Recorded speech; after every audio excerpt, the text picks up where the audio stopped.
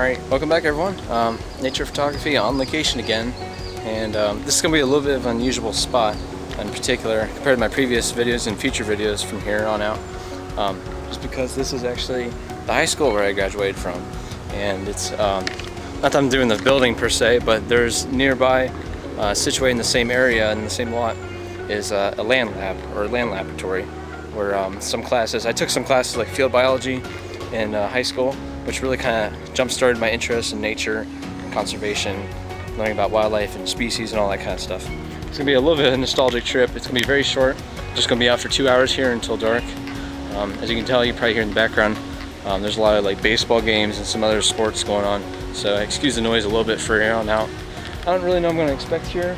I just kind of got inside, as you can tell, the tree canopy. It's mostly woodlands. I noticed a big spot where you can find white-tailed deer, which is kind of unusual just because I can't really find a water source that they would drink from, but it seems like they're really present all year long here. So this high school land lab that I've been at before many times, of course, throughout school and beyond.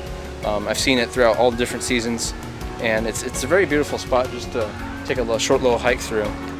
Anything's up for grabs. You might see some deer, might get some birds in there. It's very cloudy. There's really little to no sun out right now, so it's gonna be some nice soft diffuse light, which would be nice. And it's still in spring, so there's a lot of green foliage going on. Just at a glance throughout here now, I can identify there's a lot of, looks like Japanese honeysuckle, which is very unfortunate just because it's an invasive woody kind of species that really takes over woodlands like this all over Ohio and beyond. And not only that, but there's actually a little bit of like a, called Big Bertha, because it's a giant berth where it kind of looks like a little meadow off to the side of the land lab. And there's a little bit of slight breeze, which, you know, we'll have to work against that just because I'm traveling pretty light today. I have no tripod with me, so I'm going to be shooting entirely handheld, which means I'll have to up the shutter speeds a lot more and compensate for all the wind in here as well. And it's pretty well shaded in here, so I'll have to use high ISO numbers as well just to compensate for the exposure to make sure it's nice and bright. One other thing I just wanted to point out is, you can probably tell from the intro obviously, is that I rode my bike here, which I highly recommend if you can just for an environmental reason, just to really reduce carbon emissions from driving. If I can bike, if at all possible, and it helps with time, then I'll definitely do that instead. Now the high school that I'm at here, that I graduated from, it's just a few minutes down from my house. It's like about an 8-minute bike ride, and so it just felt natural just to ride my bike instead of drive. So with the short amount of time we have here, I'm just gonna get started and we'll see what we can find.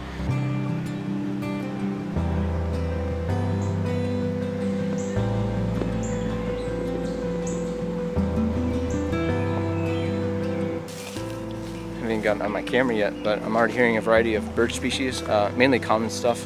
I saw a northern cardinal that's pretty up close to me on a tree branch, and this place has always got a lot of woodpeckers because it's a woodland basically, so they always are around. So I hear a lot of red-bellied woodpeckers.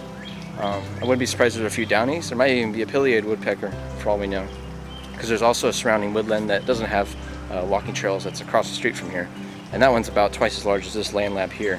But anyone has nostalgia for, you know, nature locations like this can agree with me. But yeah, every time I come back in here, I'm just flooded with nostalgia. All the memories I've had here with friends and just exploring it in field biology class. Every time I come back, it just feels like a, you know, old familiar friend. But the difference is now is that I have the knowledge of the flora and fauna to really identify the plants around me, the bird calls I hear, and it just really helps me round out, you know, all the experience I've had, and it shows kind of my maturity, I guess, in the way I experience nature now. So I haven't taken a single photograph yet, so I'm going to stop talking and I'm going to find some subjects to shoot.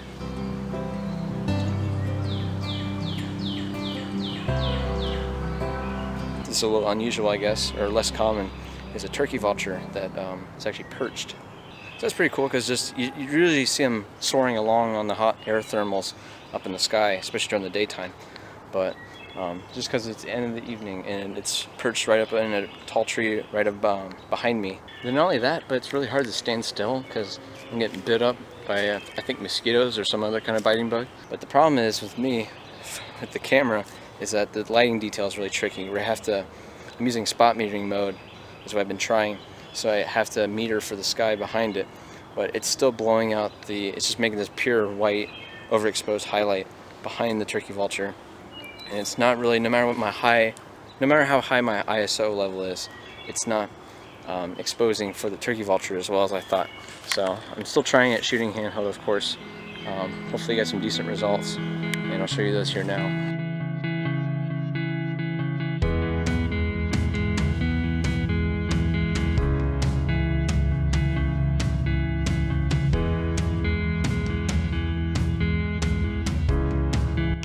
Alright, so the turkey vulture flew away, unfortunately, but I did kind of get off a barrage of different shots, different angles of it just sitting there perched. So I'm hearing a lot, as you can probably tell, a lot of robins as well.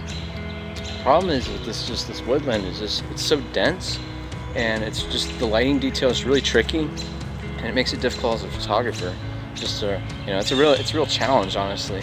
There's a blue jay, as you can tell, but not to discredit this place. I'm not saying it's bad. All nature places in theory are great. Just having a lot of difficulties right now trying to get some lighting in here, and I might have to bust out the flash and see if that helps. To be fair, I'm still pretty early on the trail. It's a giant loop trail that goes around the whole entire land lab, but I'm just going to keep on going on here, and maybe we'll see something. Maybe some deer coming up soon. You never know. Anything's up for grabs over here.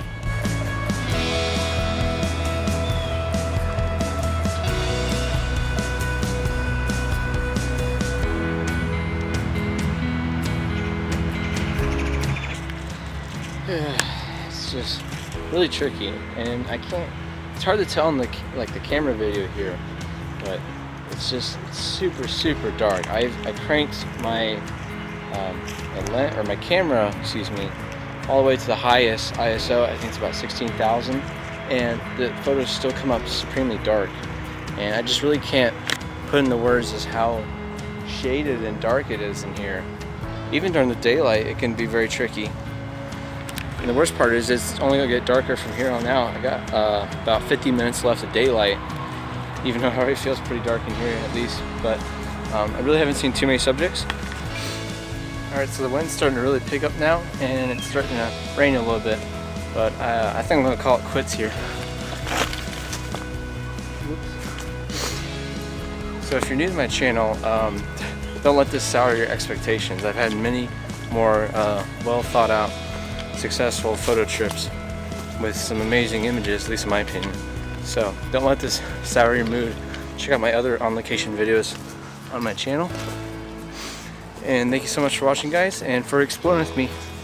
And make sure to get on out there. See you guys.